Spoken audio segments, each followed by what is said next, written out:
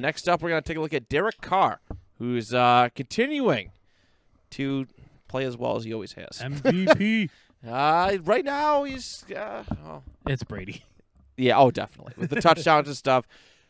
Carr is the passing yards leader. I will say that. He is the passing yards leader right now. I think he has almost 900 yards passing over the last couple weeks. Yeah. Pretty close. So he's doing well for himself. But, this is something I've talked about before. Listen, Derek Carr has always played this good. Y'all just didn't care because Derek Carr wasn't winning football games. But now he's kind of putting everybody on notice, right? People noticed Derek Carr in 2016 before he broke his leg. Yeah. He was having an incredible MVP-like season. The Raiders were the favorites that year. He honestly was either 1 or 2 in MVP voting at that time, probably. He was. Yeah. And who ended up getting it? Was it Matt? Is that Matt Ryan's year? 2016? Yeah, that was Falcons' year, 51. That sounds right. Yeah. So he ended up winning it that year. But Carr was having that good of a year, and the Raiders were that good of a team. So, but yeah, I want to take a look at some Derek Carr because he has strung together 2 very good games, which is, and I can't just say it's him, all right, because I'm trying to open up this perspective. This team is playing very, very well for a squad that, let's see, what did, is this even the book? I don't even know. I think they threw the book over there. Me and Ryan didn't have very high expectations for this team. Let's just say that. We did not have, me and Brian, did not have very high expectations for this Raiders team. They shipped away a lot of guys. We're like, this team's going to suck. I believe you picked them to go on 17. I'm pretty sure I did. I think you gave him a pity win. But yeah, it's legitimate. Or did I pick them to go on 17? We both picked Houston. No, you might have. I think I picked them to go on 17. You might have. You know what? Let's sweep the room real quick. I think there's a bug in here. Someone is listening on our podcast.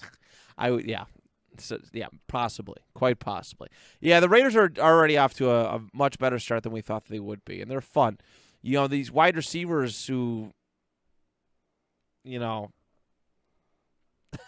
don't have to say it. There's a lot of underachievers. There's a lot of underachievers. Zay Jones, Hunter Renfrow, yeah, who has been the oldest 28-year-old in the league. Oh my God, yeah. He's balling out. Darren Waller's balling out. And they won. Like I said, they won against Pittsburgh without Josh Jacobs. Yeah, which is tremendous.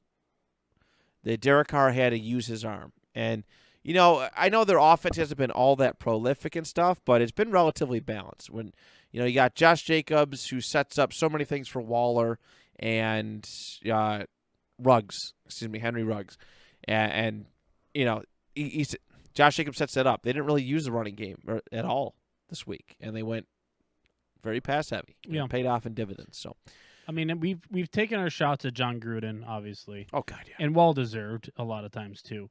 But he runs the West Coast offense at an elite level, and there's no offense in the NFL historically that has more Super Bowl wins than the West Coast offense. That's true. There's a reason it still hangs around. There's a reason that it's a core of so many different styles of offense. Even if they don't use West Coast completely, there's elements of it that are applied. Yeah, the route combinations, the understanding of there's a lot of patience in the West Coast offense because it's not always about the big play.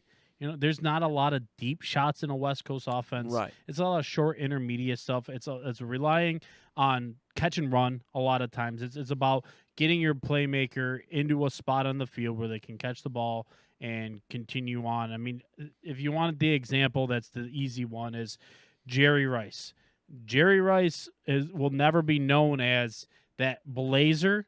The reason that Jerry Rice is the guy, the GOAT, is because he was put in the best situations.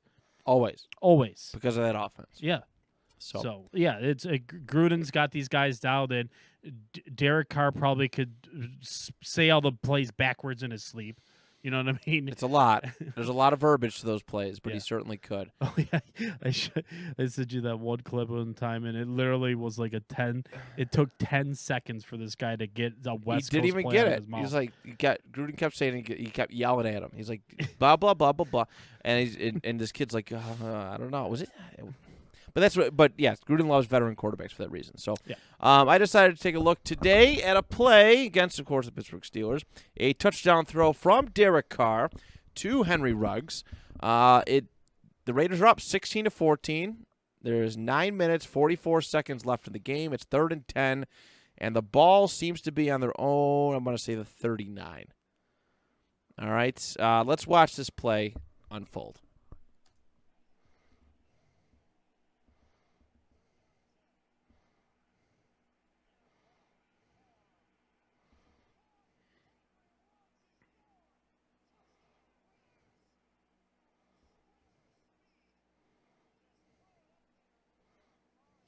What was that hug? That was awesome. Looks like they were touching tips. Yeah, that's what it looked like for a second. Come in here, dude. Come here. Come here. I want to splatter 2 out your banana. That was a very awkward hug. All right, so what we're looking at personnel-wise, it's 11 personnel again, and it's shotgun again. And we got trips right. All right, we got all three. We got 3 players on the Raiders' right side of the ball, and yeah, it's pretty good there. Pittsburgh, they're in about a cover 1. It does end up being man coverage if you watch the play unfold, and it is some type of nickel formation, but there is a man deep, of course. Always, I guess in this situation, it's pretty fluid what you can play call, right? What to game plan against, what you can play call as an offensive coordinator, as a coach. What you can kind of call here. There's a lot. Raiders situationally are in a good spot, but they definitely want to seal the deal. I think they want to seal the deal on this drive. Put this game away as best as they can. Yeah. So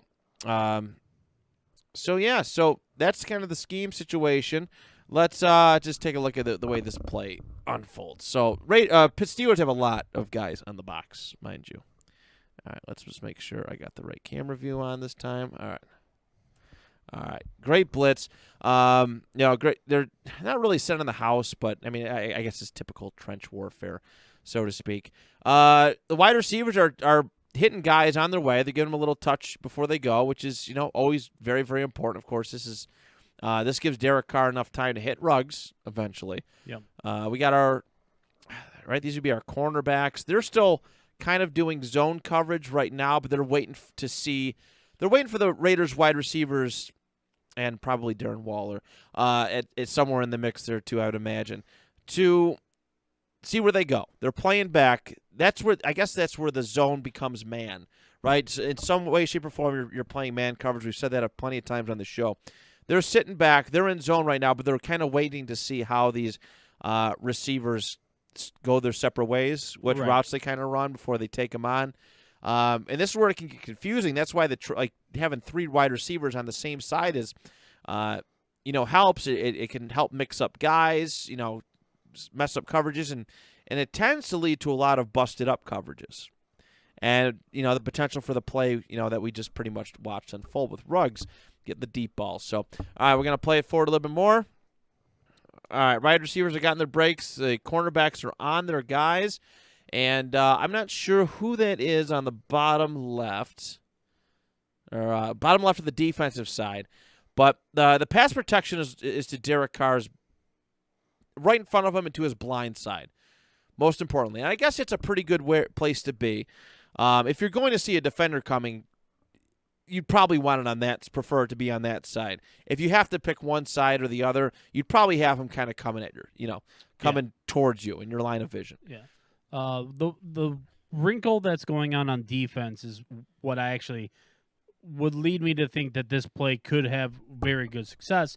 Is you had I believe it's Hayward lined up at defensive tackle, the only defensive tackle on the line for this play, I believe, and then you had Melvin Ingram lined up to his left. They run a stunt, meaning that Melvin Ingram, who started off as the edge, runs around Hayward, and Hayward's going to attempt to occupy 2 blockers so that Melvin Ingram can have a free release, as well as that cornerback that jammed that wide receiver on the right hash mark has now become a free rusher. And I believe it's because his cue was the running back who stayed in the block. Right. And they don't necessarily Is have that this. Drake too? Is that Kenyon? It's got to be Kenyon Drake, Yeah, right? yeah. They don't really have this blocked well. You know, The Raider? Oh, hell no. No, absolutely not. that they kind of goofed up here because our man Kenyon Drake really doesn't add to the play at all. He's got here. his hand on his left tackle's like ass. That's Yeah, pretty much it. he's supporting his guy. You know, give him a little pat on the butt, say, "Hey, good You job, got it, pal. yeah, good job out there." Meanwhile, Melvin Ingram, who's having a phenomenal season, has a free lane to get to the quarterback. But you're bringing up the corners. They are resting in a zone still, backpedaling on their heels. I think that's what leads to the offensive success here. I think so too. Yeah, these guys weren't like loose; they weren't in motion. The Raiders' offense, the wide receivers kind of took them out for a little bit of a loop, took them for a surprise, and I mean that's how you kind of got to do it, right? They're starting to hit their brakes now. The receivers are, and the defensive backs aren't even really prepared for it. Well, and Ruggs is one of the fastest receivers in the league. Yeah, And you've got guys that are at a dead stop, like they're not moving at all, and he's at full speed. right. Like if you're watching the video portion of this, right, that's Ruggs on the bottom. Yep. Right there. You can see these defensive backs pretty clearly. Ruggs looks like the Flash right now. Exactly. Yeah, It's the coolest thing. he's running this deep post pattern. You have a clear out guy that was lined up on the inside of the bunch. He's moving over. Renfro was the back man in the bunch formation. Now he is going to try and occupy the short man, right? The man closer to the line of scrimmage. So if you're looking at the video with us, he's lined up just about at the 40 right now, and he's going to be running probably like a comeback route, just something to try and occupy that cornerback's eyes. Meanwhile, you have the ridiculous playmaker that is Darren Waller lined up all by himself, now just past the 40-yard line. And I think there's a few factors, obviously, that always come into a play being successful. But I think a lot of times just how good a guy had been earlier in the game gets in a defender's mind. Right. And Darren Waller was having a great game. Darren Waller is a ridiculous weapon, and you have to respect that. He ends up getting extra attention on this play. He does. I think it pulls the cornerbacks a little bit underneath, and Yeah.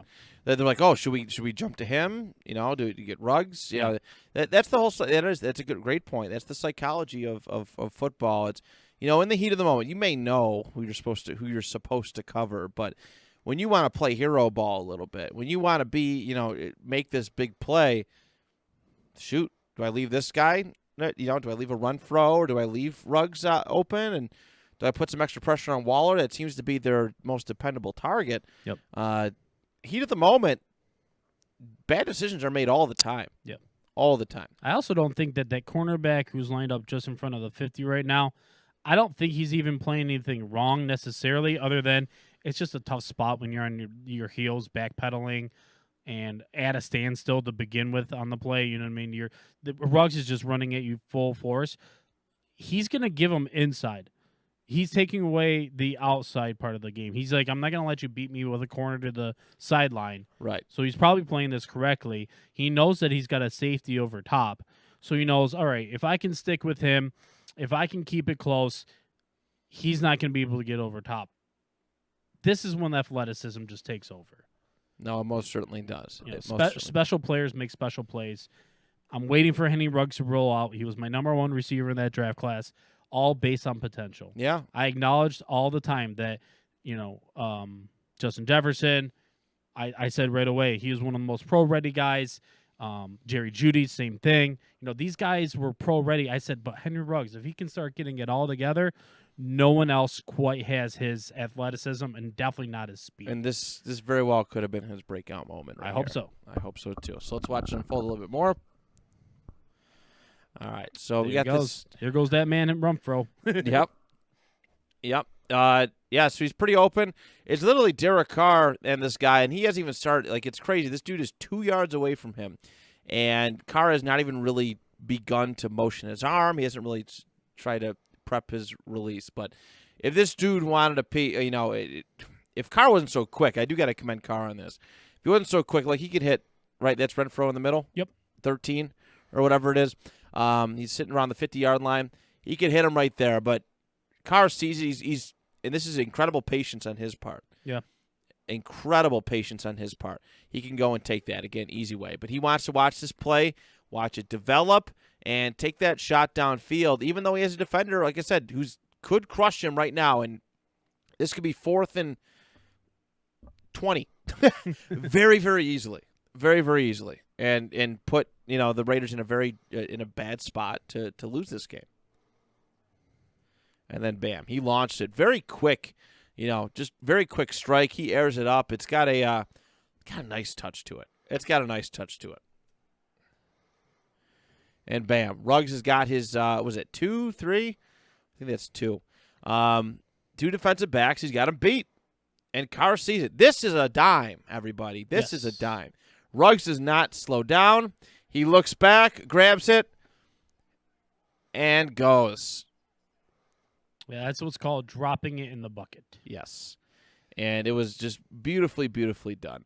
Well, just great veteran patience by Carr, I think, is the most important thing. A lot of young quarterbacks, they might want to try and make that play, but they might throw it a little bit sooner. He trusted Ruggs, obviously, but he wanted to make sure that Ruggs had the space that he needed to make this catch. He wanted to make sure, he wasn't like throwing it into the heart of double coverage. He wanted to make sure, hey, Ruggs is clear. I trust him with this. He's got the break. Yeah. So I also like that Derek Carr didn't, because of what happens with the pass rush, he doesn't really have that opportunity to really step into it. So gets to show off, his pure just arm talent. Right. Which is always nice to see. I've always been a big advocate for Derek Carr. And watch, he's probably going to be trash next week because that's usually how it goes on this show. But I've always been a big advocate for Derek Carr, and you don't see Derek Carr make those throws all the time. Yeah. It's a lot of, and not a lot of dink and dunk, but it's not deep throws like that. So everyone that's watching this clip with us right now on YouTube, put yourself in Derek Carr's shoes and try and think for a moment right now with the way that defense is lined up. How in the world are you supposed to decipher who's coming? Oh, yeah. Everyone's on the line of scrimmage. Everyone. Literally can't. There are, there's 7 people on the line. 1, 2, 3, 4, 5, 6, 8. Yeah. There are 8. Oh, these are our defensive backs. Okay, Yep. There's 8 people on the line. Mm-hmm. Yeah, there's a lot to put in, but that's where being a veteran is kind of like it's so masterful. But like I said, his wide receivers got the blocks, the push at the right time, gave him some extra time. If they miss their blocks, if they don't hit somebody, this play is not unfolding the way that they want. Either it's a little throw to Renfro, or Carr's getting sacked. That's just the way it is. So everybody did their job and executed great as a team. So one more time.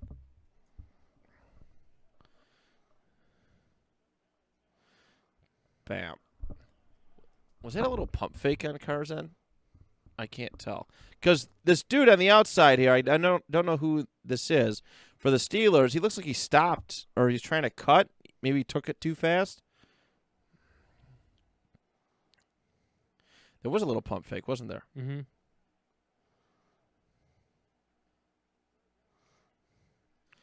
It was a delayed hesitation because he's probably in the moment, but it is a little bit of a pump fake that I guess kind of maybe bought him a half a second of time. I bet that safety in the back, I think that was probably enough to just kind of hold them in place. Right. I don't want you traveling one way or another. I like where you are right now. I'm going to try and hold you where you are because I think this deep post pattern we got dialed up here, you're not going to be able to touch them. No. And point proven. Yeah. Point proven. That one dude just laid on the ground, his head's down. Yeah. I want to watch Gruden and Carr touch wieners again. Hold on.